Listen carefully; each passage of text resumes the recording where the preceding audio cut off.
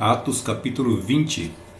E depois que cessou o alvoroço, Paulo convocou os discípulos e, exortando-os, despediu-se deles e partiu para a Macedônia. E após ter percorrido aquelas regiões, exortando os discípulos com muitas palavras, dirigiu-se para a Grécia. E depois de ter passado 3 meses ali, eis que os judeus lhe armaram ciladas, quando estava para embarcar para a Síria. Então propôs tornar pela Macedônia. E acompanhava-o Sópater de Bereia e os de Tessalônica, Aristarco e Segundo, e Gaio de Derbe, e Timóteo e os da Ásia, Tíquico e Trófimo. E estes, adiantando-se, aguardavam-nos em Troade.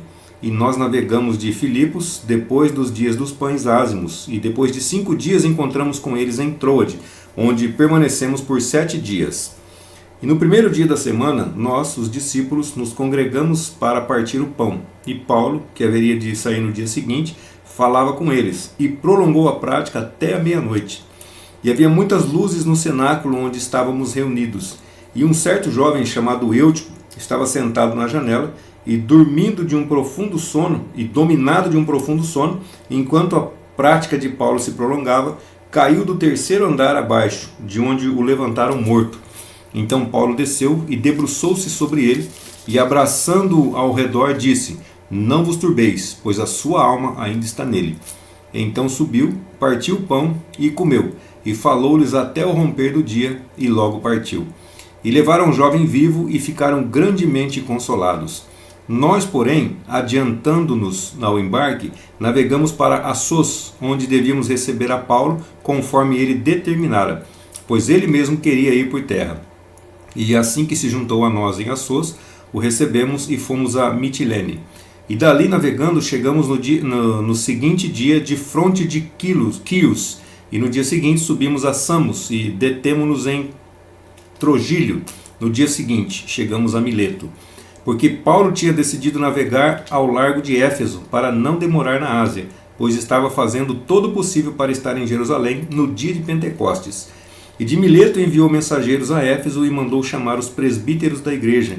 E quando eles chegaram, disse-lhes: Vós bem sabeis, desde o primeiro dia em que entrei na Ásia, como tenho me portado entre vós em todo o tempo, servindo ao Senhor com toda humildade, com lágrimas e tentações que nos sobrevêm pelas ciladas dos judeus, como não me retraí de vos declarar coisa alguma que fosse proveitosa à vossa alma, nem de vos ensinar nas praças e de casa em casa, testificando tanto a judeus como também a gregos o arrependimento para com Deus e acerca da fé em nosso Senhor Jesus Cristo. E agora, eis que eu vou ligado em espírito a Jerusalém, mas não sei o que me acontecerá ali, salvo o que o Espírito Santo me testifica em cada cidade, dizendo que me aguardam prisões e tribulações. Mas, de modo nenhum estimo a minha alma como preciosa para mim, contanto que complete a minha carreira e o ministério que recebi do Senhor Jesus, para dar testemunho do Evangelho da graça de Deus.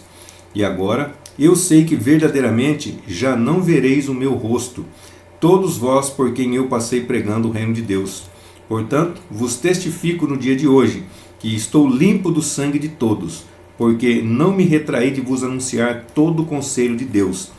Zelai por vós mesmos e por toda a grei sobre a qual o Espírito Santo vos constituiu bispos, para apacentardes a igreja do Senhor e Deus, e que ele resgatou por seu próprio sangue.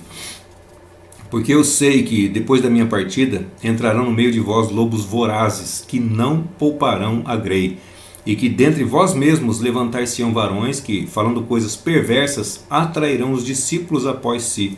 Portanto, vigiai, relembrando-vos de que por 3 anos, de dia e de noite, não cessei de admoestar-vos com com lágrimas a cada um de vós.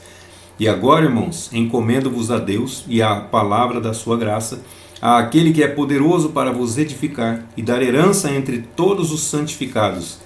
Nem prata, nem ouro, nem vestimenta, nada eu tenho cobiçado de vós. Vós mesmos sabeis que estas mãos me serviram nas minhas necessidades e aos que estão comigo. Em tudo vos mostrei que, trabalhando dessa maneira, é necessário acolher os enfermos e recordar as palavras do Senhor Jesus. Mais bem-aventurado é dar do que receber. E tendo dito isto, pôs-se de joelhos e orou com todos eles. E houve um grande pranto entre todos, e lançando-se sobre o pescoço de Paulo, o beijavam, entristecendo-se muito, sobretudo por causa daquela palavra que dissera, que não veriam mais o seu rosto. E eles acompanharam-no até o navio.